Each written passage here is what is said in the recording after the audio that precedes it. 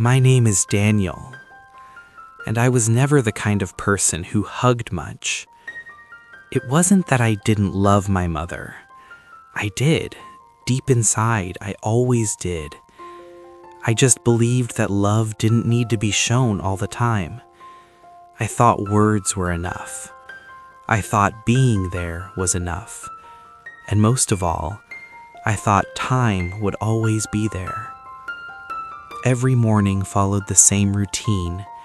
I woke up, checked my phone, rushed through breakfast, and walked past her on my way out. My mother was always there, sometimes making coffee, sometimes sitting quietly at the table, sometimes just watching me move through the house like I was already late for something important. She would smile and say, "Have a good day," and I would answer, "I will. See you later." Later. That word followed me everywhere.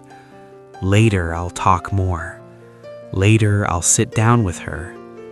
Later, I'll hug her. At that time, life felt endless. Days blurred together, and I assumed the people in my life would always stay exactly where they were.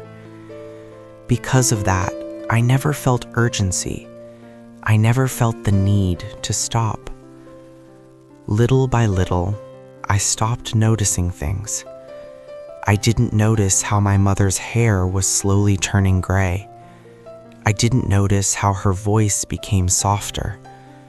I didn't notice how she held on to small moments as if they mattered more than they used to. But she noticed. Sometimes, when I came home tired, she looked at me like she wanted to say something important. Then she would stop herself and simply ask if I had eaten, or if I was okay, or if I needed anything. Every time, I said no. Looking back, I understand something now. I thought love was something that stayed. I didn't understand that love also needs action. I believed tomorrow was guaranteed.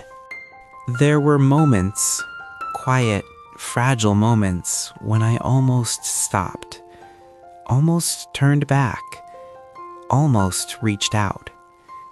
One morning, my mother stood in the doorway while I was leaving. She held her jacket in her hands, hesitating. For a second, she opened her arms slightly, not fully, just enough.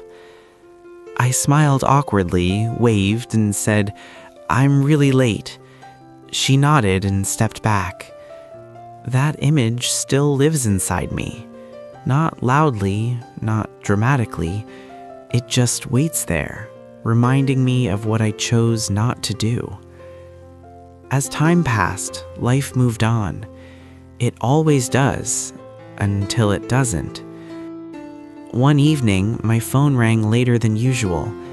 I remember feeling annoyed because I had just sat down. For a moment, I thought about letting it ring, but I answered.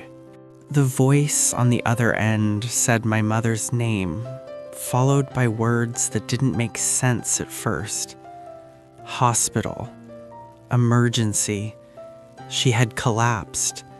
They were doing everything they could. From that moment on, nothing felt real. The drive was too long. The traffic was too slow. My thoughts were too loud. For the first time in years, I wasn't thinking about work or plans. Instead, I was thinking about her hands, her smile, that half-open embrace in the doorway. When I arrived at the hospital, the hallway smelled like disinfectant and fear. People walked past me calmly, while my chest felt like it was breaking open. I found the room. My mother was there, lying still, smaller than I remembered. Machines surrounded her, doing the breathing she couldn't. Her eyes were closed. For the first time in my life, she wasn't waiting for me. I sat beside her and took her hand. It felt warm but distant, like holding on to something that was already leaving. And that was when I understood. All the hugs I had saved for later, all the words I had swallowed, all the times I chose comfort over connection. I leaned closer and whispered everything I should have said before. I told her that I loved her, that she mattered, that I was grateful, that I was sorry. She didn't respond. I stayed there for hours, hoping for a sign, a movement, anything. I would have given anything for one more moment, just one chance to do the simplest thing I had avoided my whole life, to hug her. When the doctor finally spoke to me, his words were gentle and final. My mother was gone. Just like that.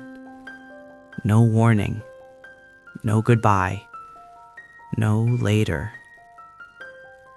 The days that followed were heavy and quiet. The house felt empty, not loudly, but deeply. The silence stayed with me. One day, I found her jacket still hanging by the door, the same one she held that morning. I touched it and imagined her arms again, slightly open, patient, hopeful. That was when I realized something important. Love is not proven by how deeply you feel it, but by how clearly you show it. I had loved my mother deeply, but I had shown it poorly. People say time heals everything. That isn't true. Time doesn't heal. Time teaches. And sometimes it teaches too late. Now, when I see the people I love, I don't wait. I hug them. I tell them. I stay a little longer. Because I know what it feels like to carry the weight of the hug I never gave. Thanks for watching. See you in the next video.